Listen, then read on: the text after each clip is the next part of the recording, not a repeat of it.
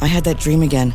My small business needs to hire, but I don't use LinkedIn, and I hire wrong. So our orders get all backed up. We're drowning in paperwork, then actually drowning. Carol is fighting off sharks with a stapler, and pirates are pillaging the office copier, and then I wake up. Don't let hiring nightmares ruin your dreams. LinkedIn Jobs' new AI assistant goes beyond the resume, using unique insights to deliver a smarter shortlist. Post your job for free at linkedin.com/quality. Start hiring today with LinkedIn. Tito's Handmade Vodka is America's favorite vodka for a reason. From the first legal distillery in Texas, Tito's is 6 times distilled till it's just right. And naturally gluten-free, making it a high-quality spirit that mixes with just about anything. From the smoothest martinis to the best Bloody Marys. Tito's is known for giving back, teaming up with nonprofits to serve its communities and do good for dogs. Make your next cocktail with Tito's. Distilled and bottled by 5th Generation Inc., Austin, Texas. 40% alcohol by volume. Savor responsibly.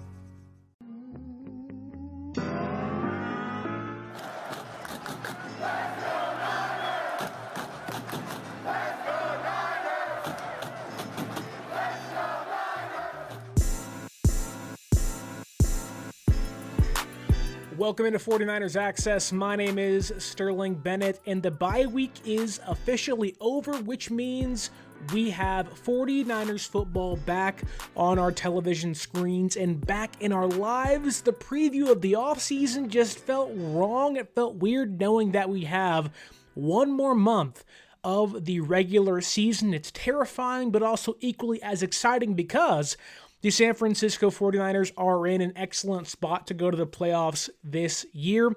They are 9-4. They are the 6th seed in the NFC wild card, which, yeah, they can become the number 1 seed if everything goes their way. And they're taking on hosting, I may say, the Tennessee Titans this Sunday at 1:25 at Levi Stadium, coming off the bye week, getting to play at home, sleep in your own bed. San Francisco is somewhat getting healthier. Eddy Pineiro will return this Sunday, which Matt Gay was good, but Pineiro was better, obviously, for a lot of reasons. They may get Tatum Bethune back, Samuel Kawanu, and even Yetur Gross-Matos could make his return as early as this week as well. Some of those guys are long shots, certainly, but again, there are some returns on the horizon for San Francisco, and many of those guys could actually give this defense a pretty big boost for a late season, maybe division push. Again, if everything goes in San Francisco's favor, but when you see the Tennessee Titans on your schedule, and you are on the precipice of being 10-4 this season, you have to, take a big whiff and say, there's blood in the water. It's Titans week. You have the Colts with maybe a 44-year-old grandfather in Phillip Rivers playing quarterback next week.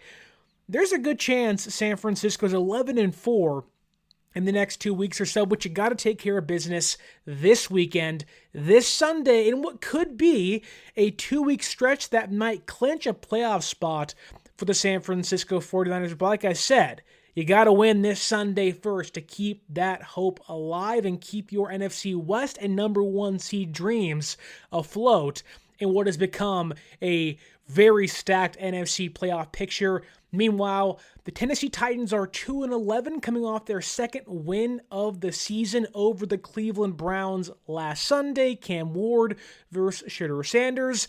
A lot of controversy around that game because of a 2-point conversion and what Kevin Stefanski called for the Browns, but nonetheless, the Titans won that game. They won their second game of the season, and they are showing some signs of life, albeit maybe some flickers. The lights aren't on just yet, but there are some signs of light and life. You can't take these guys lightly. They're young. They're really unproven, but those teams are equally as dangerous because you just don't know what team you might get. Now, don't get me wrong, the Titans are a bad team. You've won 2 games all year, and you beat the Cardinals, who have lost 9 straight. Haven't won a game since, week 4 or 5? It's been that bad for Arizona. And you beat the Browns, who, great defense, not a great offense, what became a shootout between 2 terrible teams last Sunday in Week 14. But now maybe the Titans have some momentum. Maybe they are kind of feeling themselves. Maybe Cam Ward's saying, hey, we have 2 wins this year. They're probably going to get a new regime at the end of the season, but let's play for now, build some momentum up, and hopefully walk into the offseason feeling pretty good about ourselves heading into 2026, which could end up with them having the number 1 pick again. That's how crazy things can be, but also, what could a win against the 49ers do for the Titans and Cam Ward's confidence? The offensive line's coming together. Tony Pollard, who wasn't doing jack squat to begin the season, is finally turning that corner. And again, Cam Ward has not been terrible the last couple weeks or so. You go back to the games against the Seahawks, against Jacksonville, that wasn't a great game, but against the Browns, there are 2 out of 3 games where Cam Ward has actually looked like the number 1 overall pick in this year's draft. But I want to talk about the San Francisco 49ers and why I think this game, while you want to respect the Titans, give them their flowers, give them their respect, because you simply have to at this point in the season, this really should be a demolishing, a crushing, a walk-in, nothing but business walkout, feeling yourself saying, we're the San Francisco 49ers, we are 10-4. There is no excuse, no reason as to why San Francisco, if they can stay healthy, obviously, should lose this game. And I think it all starts with the quarterback, Brock Purdy. And I want to begin right there. Brock Purdy against this Titans defense, this Titans secondary, quite frankly, it should be a field day for the $53 million man who has had 2 really good games off the return from injury and 1 really bad game. Can you continue the upward trajectory? If you are Brock Purdy, there have been no true mobility concerns. The Panther game was standing.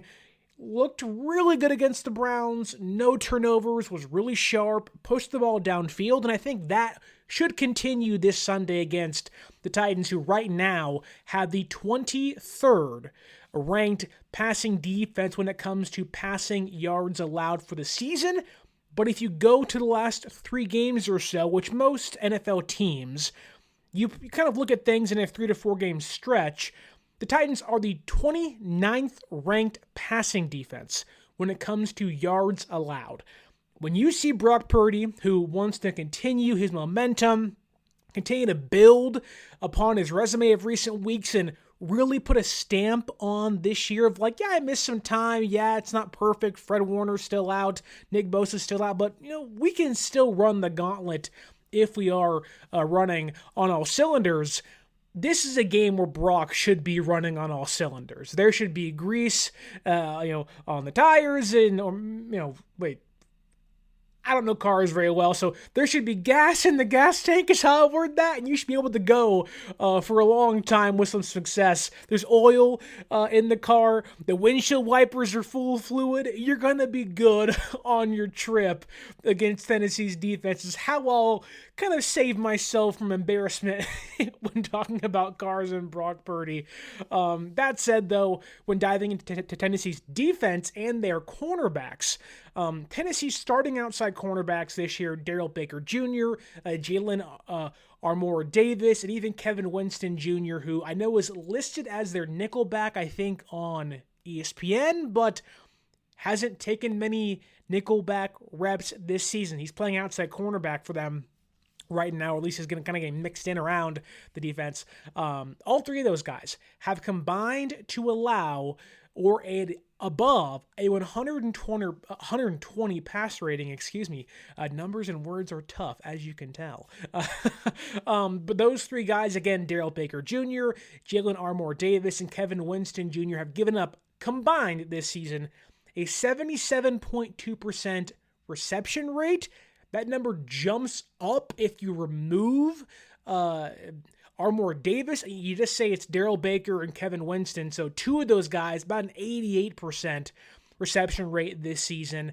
Those 3 guys, again, have combined for over 1,052 yards given up and 7 total touchdowns. That does not scream, wow, The Niners really should be able to drop back 25, 28, 32 times if they have to, which they may have to in this game because I don't know how big of an impact Christian McCaffrey has on the ground, knowing how good Tennessee's run defense has been in recent weeks, meaning a lot of the pressure comes back on Brock Purdy's shoulders, and I think he should have a heck of a game. If you have fantasy football playoffs this weekend, I know I didn't make it this year. It stinks. It's embarrassing. My wife, who's won it 2 years in a row, she didn't make it again because of a technicality. Those had the same record. Boo frickety hoo, what's happening there? But I'll save my plights for a different time and space. This is a big game for Brock Purdy. I think, the fan base is kind of exiting the Browns game feeling pretty good about themselves. You got a really kind of big gift, a late season bye week. Things don't happen this way for San Francisco often.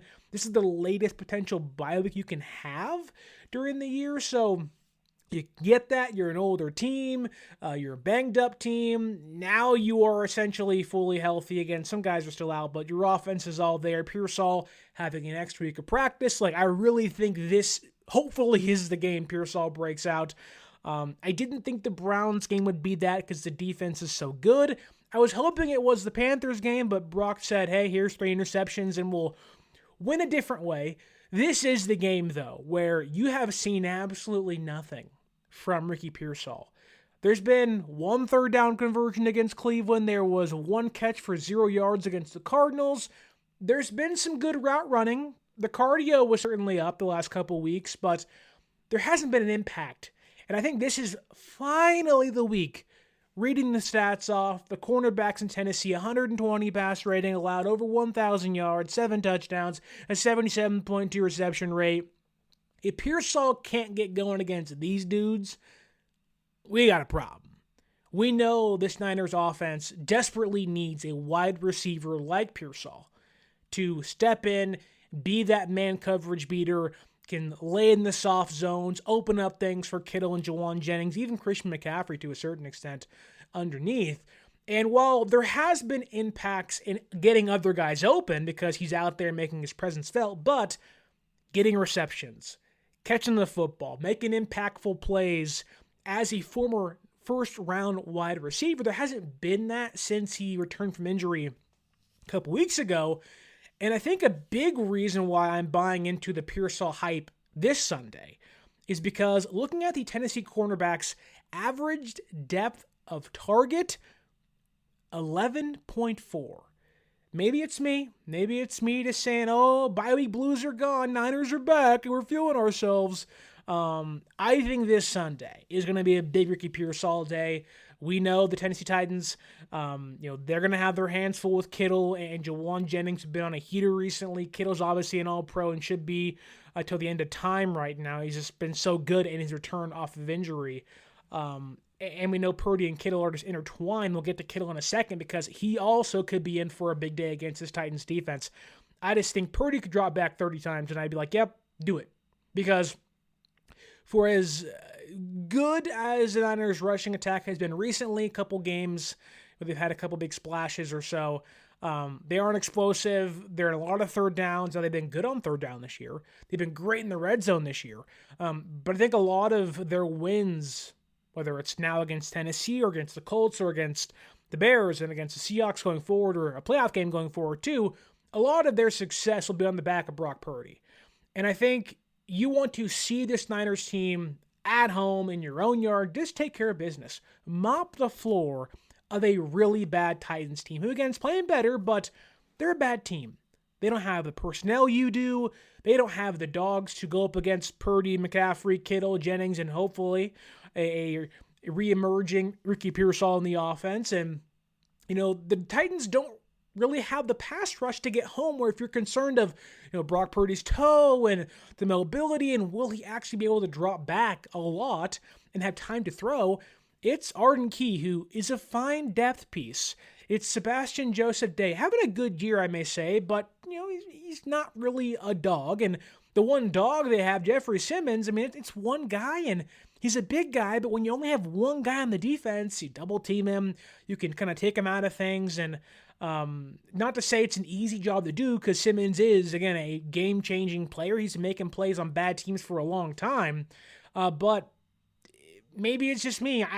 That just doesn't scream like, oh, watch out. You played the Browns 2 weeks ago, and you somehow made Myles Garrett's impact outside of one drive early and one drive late rather kind of moot. And so I think San Francisco's offensive line is not going to have an issue this Sunday against Tennessee's pass rush, thus giving Purdy ample time to throw. And I think the cornerbacks, like, even if, say, the pass rush is getting home, because the cornerbacks are so bad, it likely means guys are going to be open in space. He could be able to get the ball out pretty quickly and hopefully avoid some pressure and some sacks, and maybe avoid injury with the toe, which looks pretty good in the last couple of weeks or so. So I think it's a big Purdy game, and I talked about Pearsall, but George Kittle, I think the stretch he's had of just being the dominant all-pro George Kittle, who he looks healthy, revitalized off the injury like a lot of the guys are offensively right now. I circled the Titans linebackers because I said, oh my God, we're feeling a bit woozy here. That's how bad. Like, these linebackers play like they're drunk. This episode is brought to you by NBA on Prime. This Tuesday at 8:30 Eastern, it's the Emirates NBA Cup Championship game on Prime. This year's quest for the Cup has been building to this, the championship game, live from Las Vegas. Not a Prime member? Sign up for a 30-day free trial to get started today. The Emirates NBA Cup Championship game, this Tuesday at 8:30 Eastern, only on Prime. Restrictions apply. See Amazon.com/Amazon Prime for details. And I get it. It's the Titans. They're rebuilding. They don't know who they are yet. It's late in the year. You've played 13 games. You're 2-11. Like, what do you expect? This should be a big George Kittle game, too. The linebackers in Tennessee are terrible. Capital T-E-R-R-I-B-L-E, terrible. Terrible, if you want to quote Charles Barkley. They're allowing nearly 800 receiving yards this season, and an 88.1 passer rating allowed when targeted. If you want to look at the individual stats of Tennessee's entire defense against tight ends this year, which I only, or at least I tried to limit this to starting tight ends. So you're not going to have, tight end 2s and 3s having these random catches or maybe a random touchdown here or there, but Tennessee against starting caliber tight ends. Some teams run 2 tight ends. That's a lot. The Patriots, Hunter Henry, Austin Hooper, teams like that would factor into this, but Tennessee against starting tight ends this season have allowed 59 receptions on 76 targets. That is a 77.6% completion rate, 674 yards, and 5 touchdowns. Again, the Niners should be able to have a successful drop-back passing game. You saw what Sam Darnold did against this Titans defense. That game was over in the first half, basically, early third quarter. And it wasn't like they were getting things underneath and just having these long, methodical drives. It was explosive plays downfield. They were getting dudes open. They were throwing guys open to a point where, even if Brock throws a pick, I have almost as much confidence of if you throw a pick, you can come back the next drive, the next play, and throw a 45-yard touchdown pass or a 60-yard touchdown pass. I just don't have much faith in the Titans, whether it's the linebacking core, the secondary as a whole, mainly at their cornerback position. They're just not very good. They can get beat in man coverage, and I think you may see a similar game how Brock played against the Cardinals, where it's like, oh, Brock's back, baby. Like, this is incredible. You may see a couple oh-no throws here or there. That's Brock. You want to limit those, and I would agree that those need to go away. You'd want Brock to almost marry what the game against the Browns looked like, playing safe, conservative to a certain degree, but also taking selective shots downfield, and kind of marry the Cardinals and the Browns game, where it's like, wow, the offense puts up 35 points early and this, that, and the other, and Brock is playing safe football but taking calculated risks. But knowing Brock, he's like, F it. That Titans defense isn't very good. Let's have some fun today. And I think the Niners passing offense can have a lot of fun.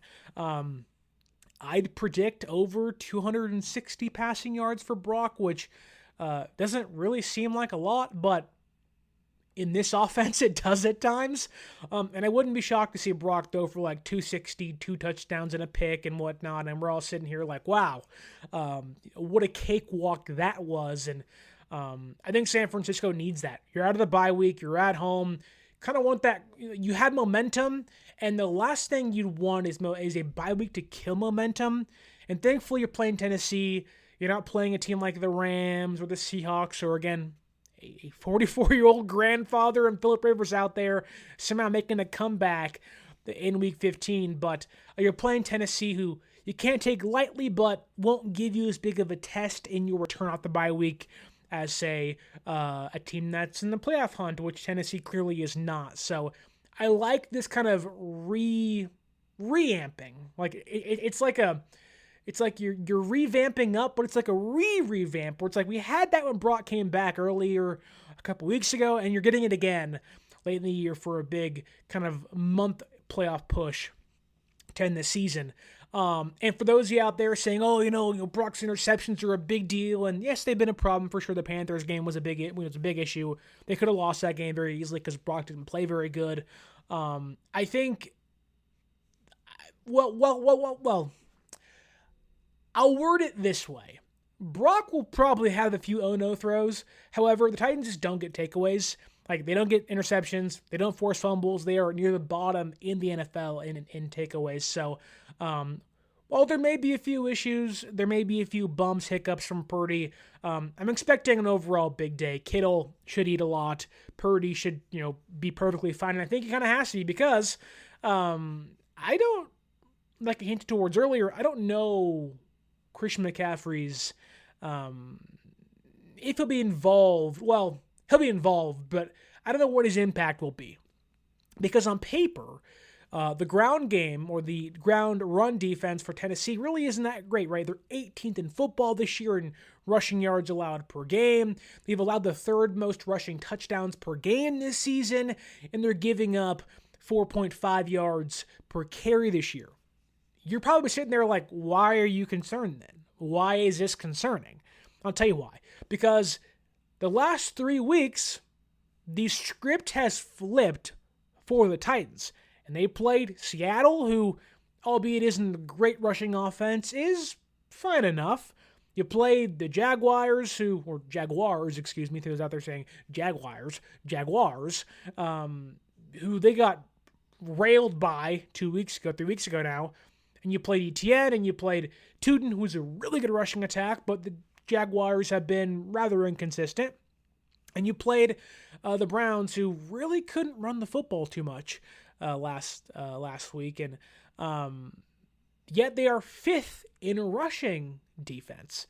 And it's not without trying. The Browns tried to. Jacksonville tried to. And the game was ugly early for Seattle, but late in the game they tried to, and the Titans almost came back and at least made that game close against the Seahawks. So they went from 18th overall in the year to 5th in rushing yards allowed. Really good the last 3 weeks, so I cannot, it's hard to predict what Titans run defense shows up this Sunday. And also going back to the yards per carry. Again, 4.5 yards per carry this season as a whole, but 3.7 the last 3 games. Christian McCaffrey will undoubtedly have, 20 touches. He'll have 7 receptions and 13 to 15 carries. He'll be involved. He always is. But I just don't know how well San Francisco's ground game can fare. Now, maybe Brian Robinson factors in here. Maybe getting a more powerful kind of gap scheme works. But just based on what the Titans have done recently, I would say it doesn't bode well for Christian McCaffrey on the ground. Now, through the air, different story. We already talked about the linebacker and linebackers in coverage for Tennessee. I mean, that just screams underneath to Christian McCaffrey if all things fail elsewhere, which they shouldn't do, but if they do, seems he's there for the taking for Brock Purdy. So I'm expecting big things from San Francisco's offense. I believe in Brock and what this offense can do. You're not playing a good defense. Go out there and show them who you can be, right? Like, I don't want to see this game be, San Francisco scores 26 points in a struggle. I want to see this game, you come out there, you assert your dominance, you go, we're the San Francisco frickin' 49ers. and you're the 2-win Tennessee Titans. We know who we are. You don't know who you are. You're a bad team, but you're still figuring things out. We know, we are a playoff caliber team. Go out there, get the win. And I think, this is a game where you can get it out of hand early.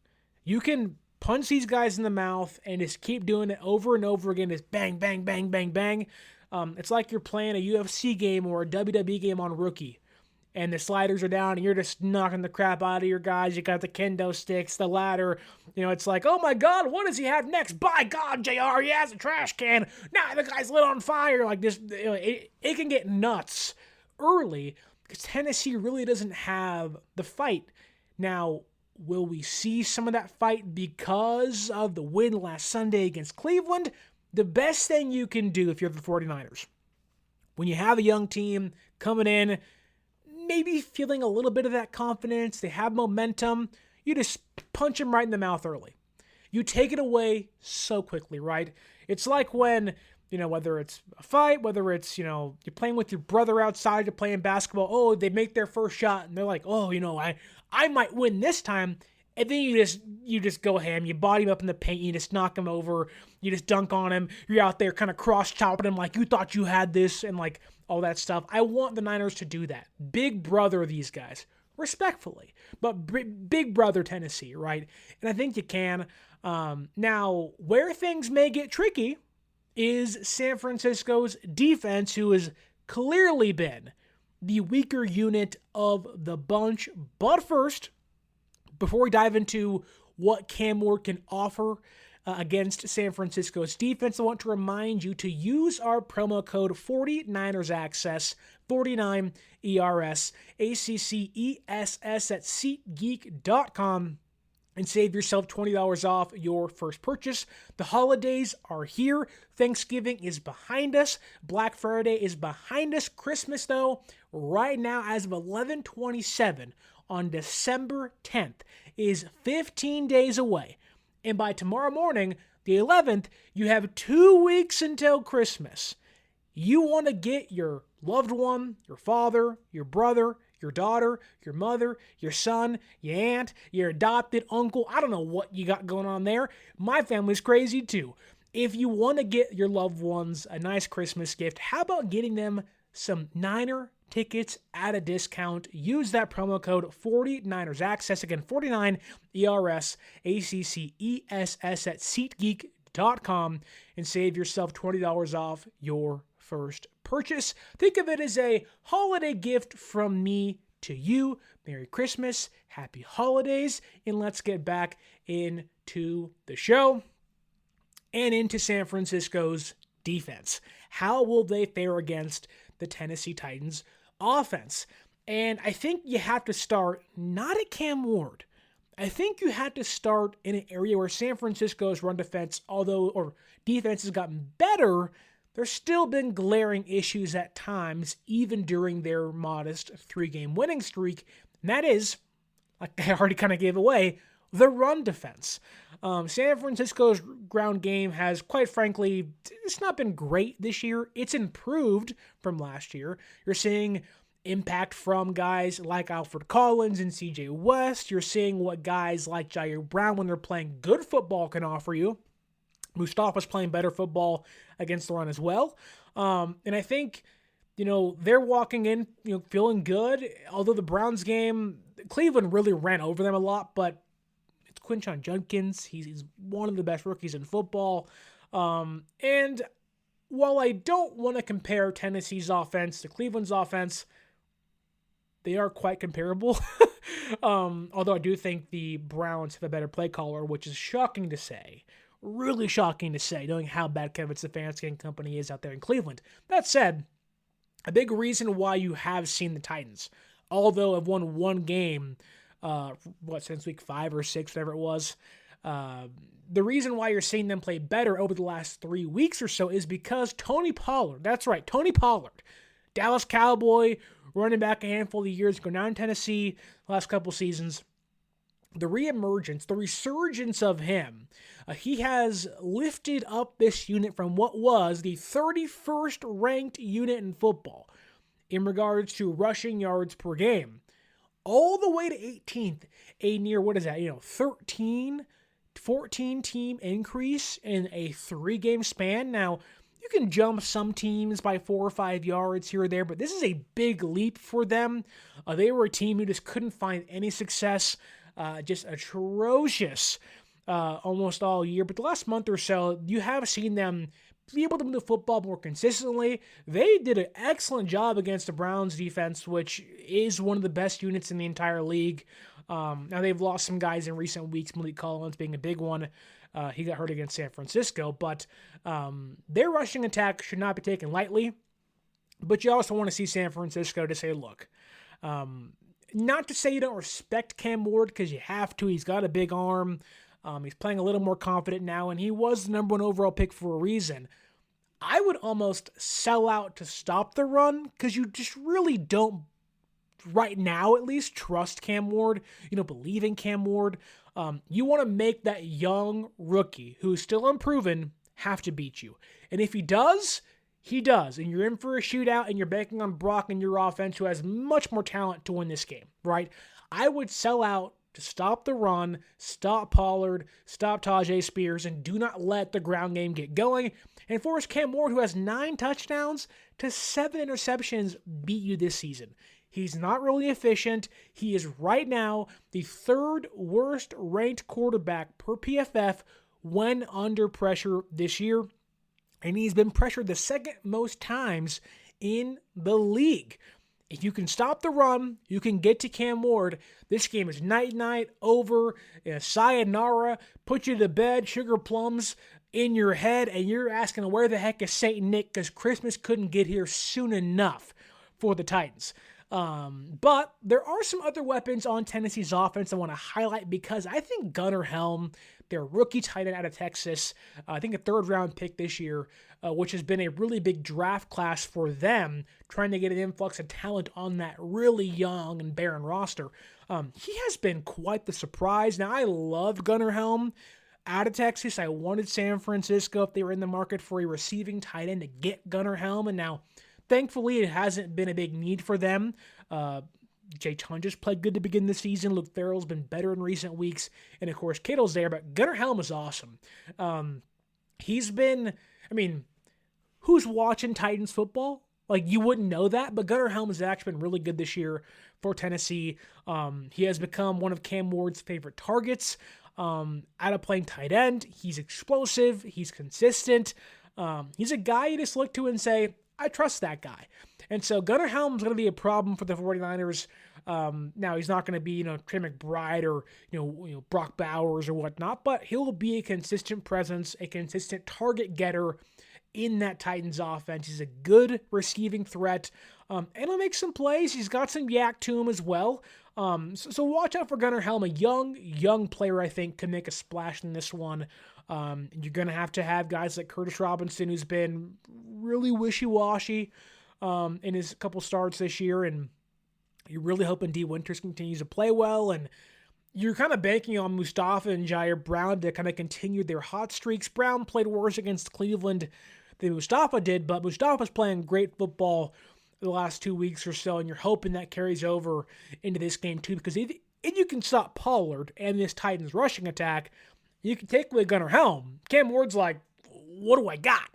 And the only really true threat he's had this year, you can point to Elegeo Manor from out of Stanford, a wide receiver, but he hasn't really boomed much. The big one he has is hope I can get his name right. Forgive me. It's I think it's Chimere DK. That to me, Chimere DK. Sometimes it looks like Chimere Dyke, but it's DK. Chimere DK. He has been tremendous the last 3 weeks for Tennessee. He has become Cam Ward's clear-cut number 1 wide receiver. All respect to him. I apologize for butchering your name. I even have the phonetic spelling of it in front of me. It's still hard, but he's had such a great season for them. The last 3 games, 23 receptions the last 3 games. So almost 8 per game by DK. About 76 yards, so there isn't too much explosiveness there, but there really isn't too much explosiveness in the Titans offense overall, but he also has 2 touchdowns, so you got to respect it. Very much Jawan Jennings-like numbers from DK and Cam Ward, and that's kind of like right there is an example as to what the Titans offense is. You have a guy who is putting up good numbers in their offense, catching the ball a ton, but is averaging, what is that, like, under 4 yards reception? Like, it's not going to do it for you, right? So you really have to have DK under wraps, and I really believe in what the coverage unit's doing. The good thing about the bye week was, you get some rest, you get healthy and whatnot, and you take a breather in the middle of your winning streak, and you play Tennessee, and all things are just, by golly, great. But on top of that, you can go back into the meetings and the film room and say what's working and what's not working. And I think what has been working as of recent is the chemistry, the communication, and the coverage skills of San Francisco secondary. I already mentioned Mustafa and Jair Brown, but on top of that, Lenore's playing better football. Upton Stout has been so good the last 3 games or so as a rookie out of Western Kentucky playing nickelback. He's been awesome in recent weeks. He's earned a ton of praise from Kyle Shanahan. And Roberto Green, outside of one bad play against the Panthers, has also kind of turned the clock back to what he looked like at the end of last season. So I'm banking on San Francisco's defense just smothering up this Titans offense. And I really think finally kind of getting to Cam Ward, which, not to make you wait 35 minutes for the first overall pick, discussion and analysis, I just been well impressed by him. I don't think his stats indicate how good he's played. I think he's played on the worst offense in football besides the Raiders all year, basically, in Cleveland for a lot of the season. You lose your head coach, you don't have the weapons yet, and it's like a young team that doesn't have a direction, trying to make it up as they go. And that isn't Cam Ward's fault. But if you're the 49ers, you're thankful you're playing Cam Ward now and not when he finally gets an offensive-minded head coach, hopefully, out there in Tennessee, and they can kind of put things together. Right now, it's just not really together. It's kind of a mess. It's one of those abstract art paintings where it's like you're just throwing colors at the wall and you're like, wow, it's beautiful. One guy's in the corner like, it's ugly. The heck is that thing? You just don't really know what it is. It's like, wow, Cam has a great arm and he's a smart dude and he can make any throw in the book and he's playing a little more confident, but it just, the timing isn't all there. There's been some drops, the inaccuracies have been there, and there's just been some issues as the weeks goes on, as there should be for young rookies like Cam Ward. And again, when under pressure, he just isn't built for it yet. You don't see guys like Jaden Daniels like last year all the time, right? When the holidays start to feel a bit repetitive, reach for a Sprite Winter Spiced Cranberry and put your twist on tradition. A bold cranberry and winter spice flavor fusion, Sprite Winter Spiced Cranberry is a refreshing way to shake things up this sipping season. And only for a limited time. Sprite. Obey your thirst. You don't see guys, sometimes even year 2 get it. And you're like, wow. Like a lot of times you see young quarterbacks who maybe don't have the experience tossed into a system where it's like, you're the guy, figure things out. And you're like, oh man, like I feel for Cam Ward almost. That said, as a rookie under pressure, he's accountable for the second most sacks given up by a quarterback this season, simply because he holds the ball way too long. It is Cam Ward and Geno Smith.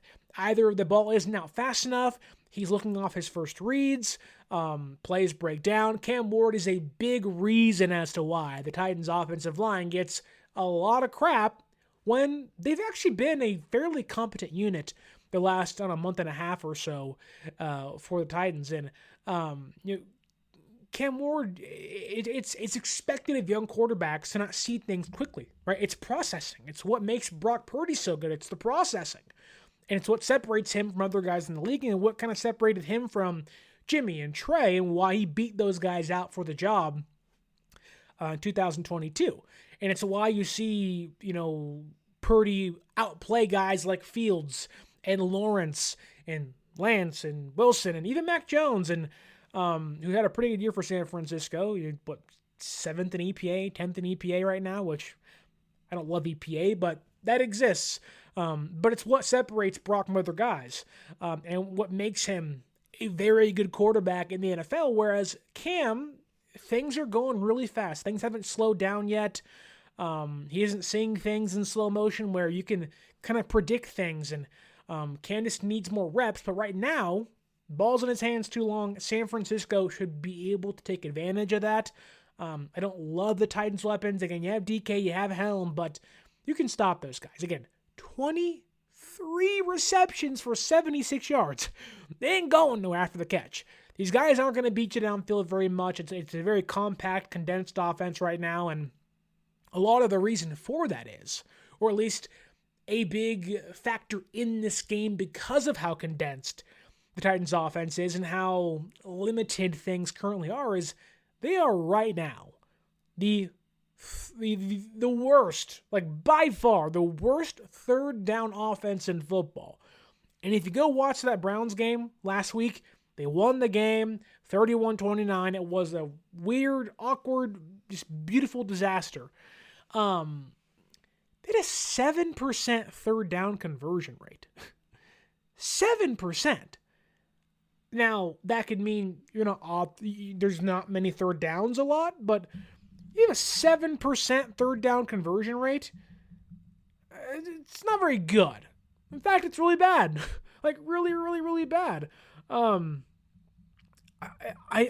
just really just don't know, like, how an offense can be that bad on third down.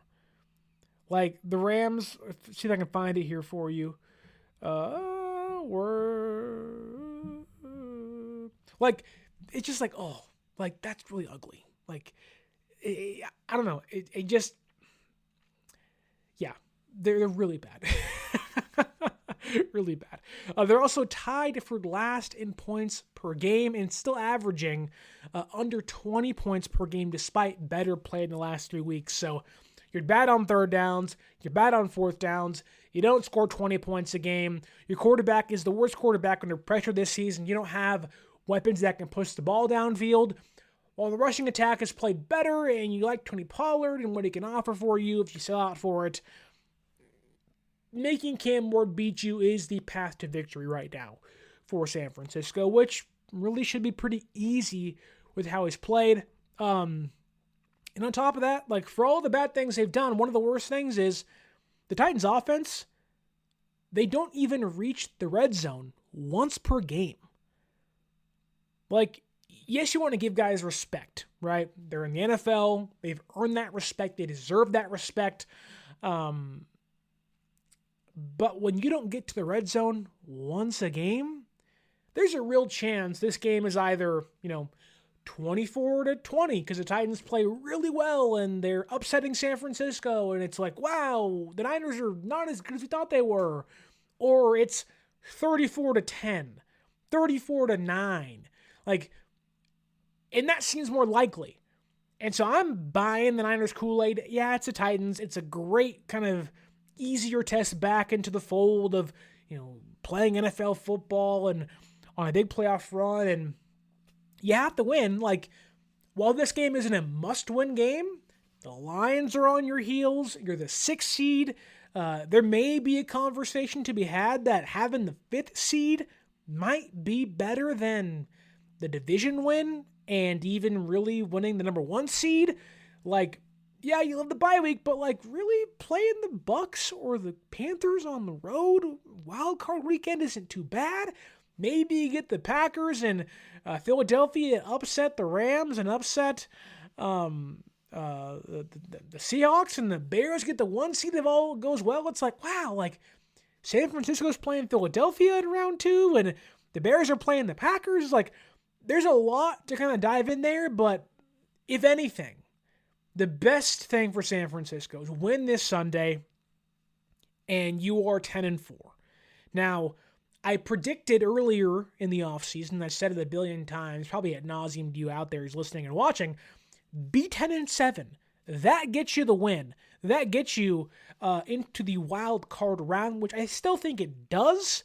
It keeps you 2 games ahead of the Lions, maybe 1.5 by the end of this weekend, but you are in a really good spot. 10 wins likely get you in, but also it sets you up for 3 games where you can be 11 and what is it?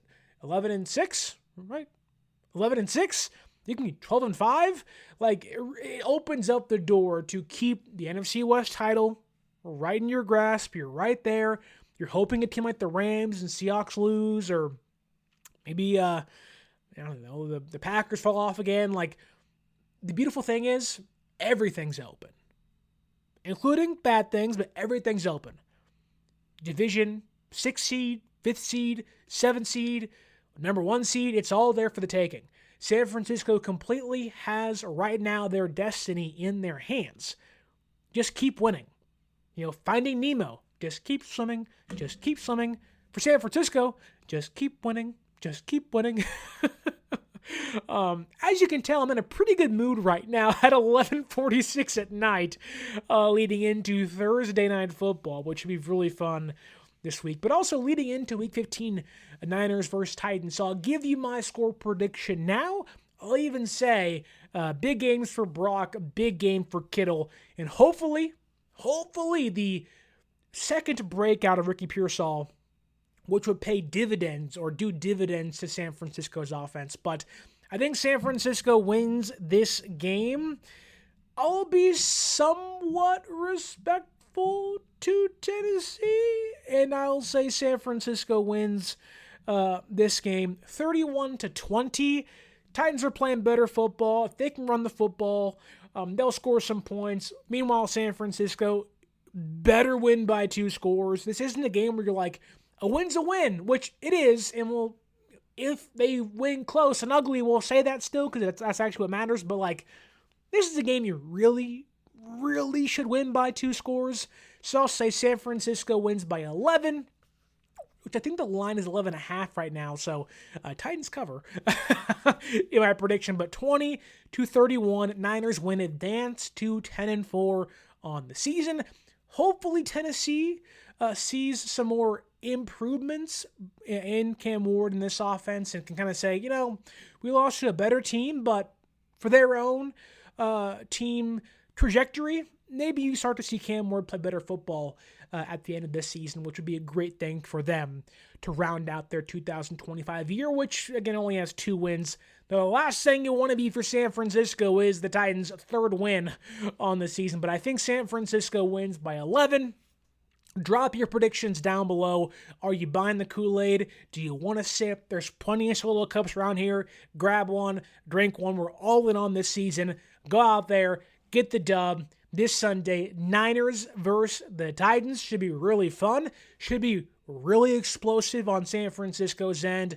Come on, Brock. Come on, Pearsall. Come on, Kittle. You got the juice, right? You got the juice. Let's get it moving. But drop your score predictions down below. Who do you think wins this game? And tell me one player you think will have a very big game for the 49ers. It can be on offense. It can be on defense.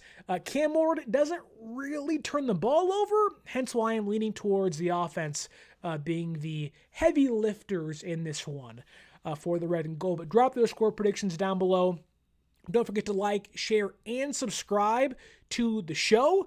Let's reach 2,200 followers by the end, or 2,200 subscribers by the end of the season. Only 20 away. We can get there in one night. And also stay tuned tomorrow, that being Thursday, myself, Larry Krueger, live after Thursday Night Football right here on this very YouTube channel. And stay tuned for Friday, myself, Aaron, and Dre from 49ers First Takes and Dre Sports Cover 3 podcast, a YouTube exclusive coming your way Friday at 2 p.m. Pacific Standard Time. Okay, Niners win 31-20. That is my score prediction. Drop your comments down below. Don't forget to like, share, subscribe. Leave us that 5-star audio podcast review. Tell your friends, tell your family, And as always, my name is Sterling Bennett, telling you to use that promo code 49ersaccess, 49ERSACCESS at SeatGeek.com to save yourself $20 off your first purchase, and stay faithful.